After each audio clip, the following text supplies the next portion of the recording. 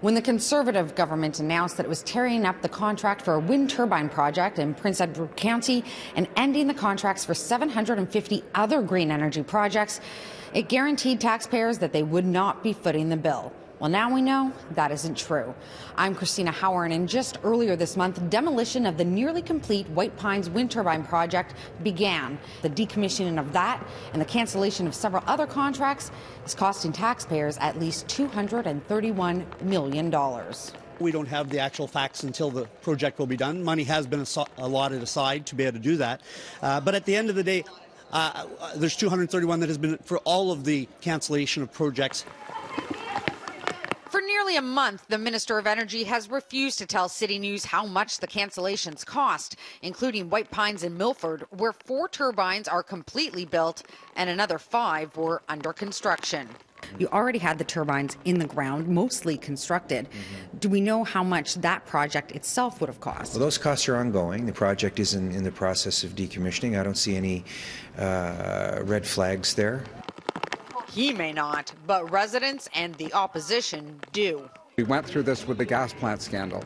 When you start ripping up contracts, you start incurring really big costs. The wind turbine behind me took nearly 10 years to go in the ground and up in the air. In fact, it's still not even 100% operational. It's still not hooked into the grid.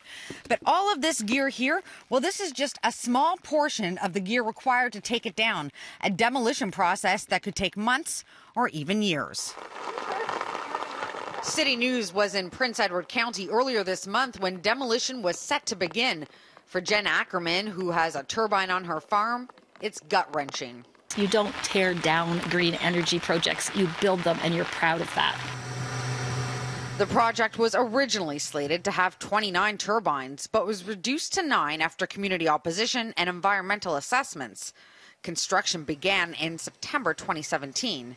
The next year, the Conservatives passed the White Pines Wind Turbines Turbination Act, ending all construction, but not the costs.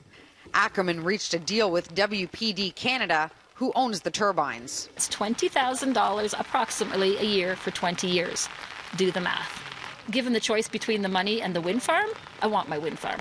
Based on publicly available data, CityNews estimates that contract would have been worth about $141 million over 20 years, while generating enough power for more than 60,000 homes over its lifetime. Sometimes costs up front will save us down the road. The government has repeatedly said that canceling 751 green energy projects will result in an overall savings of $790 million. But that figure does not appear to include White Pines.